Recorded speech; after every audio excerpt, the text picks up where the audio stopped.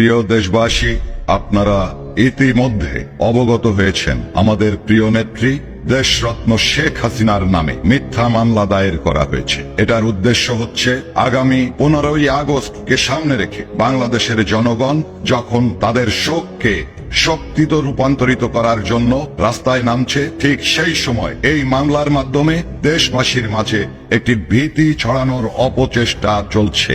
আমরা পূর্বেও মামলা হামলার শিকার হয়েছি। বাংলাদেশ আওয়ামী লীগের নেতাকর্মীরা, বঙ্গবন্ধুর সৈনিকেরা মামলা হামলায় ভয় পায় না।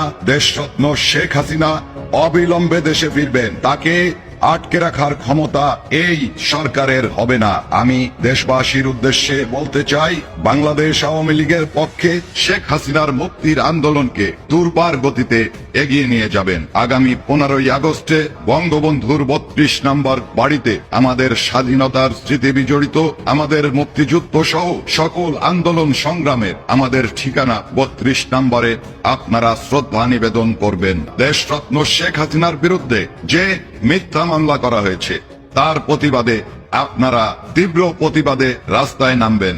আপনারা জানেন, যারা বিভিন্ন সময় গুম হয়েছেন, খুন হয়েছেন বলেছেন, তারা একে একে বেরিয়ে আসছেন। তাদের মিথ্যাচার এবং তাদের যে নৈতিকতা বিরোধী কর্মকাণ্ড, এটা সহ্য করা যায় না, এটা আমরা সহ্য করব না। আপনাদেরকে ঐক্যবদ্ধ হতে হবে। 15ই আগস্টের শোককে শক্তিতে রূপান্তরিত করে আমরা আমাদের প্রিয় নেত্রীকে সসম্মানে দেশে ফিরিয়ে আনবো এবং আগামী দিনে যে সরকার গঠন হবে সেই সরকারের প্রধান আমরা শেখ হাসিনাকেই নির্বাচিত করব। আমাদের বাংলাদেশের বাইরে যে সমস্ত ভাইরা বসবাস করেন তাদের উদ্দেশ্যে বলতে চাই, 15ই আগস্ট ওই বিশ্বের যে সমস্ত পার্লামেন্ট ভবন আছে প্রত্যেকটা পার্লামেন্ট ভবনের সামনে আপনারা অবস্থান জানাবেন, আপনারা আপনাদের প্রতিবাদ জানাবেন, বিশ্ব জনমত গড়ে তোলার জন্য আপনারা ভূমিকা রাখবেন। বন্ধুগণ, আজ পর্যন্ত কোন অপশক্তি ষড়যন্ত্র করে ক্ষমতাকে পাকাপোক্ত করতে পারে নাই, এই সরকারও পারবে না।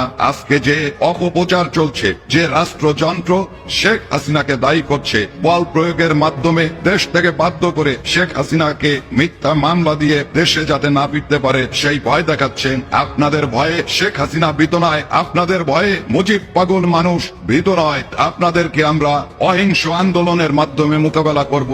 আমরা আমাদের সর্বাত্মক শক্তি নিয়ে বাংলাদেশে গণ অভ্যুত্থান ঘটাবো ইনশাআল্লাহ। জয় বাংলা, জয় বঙ্গবন্ধু।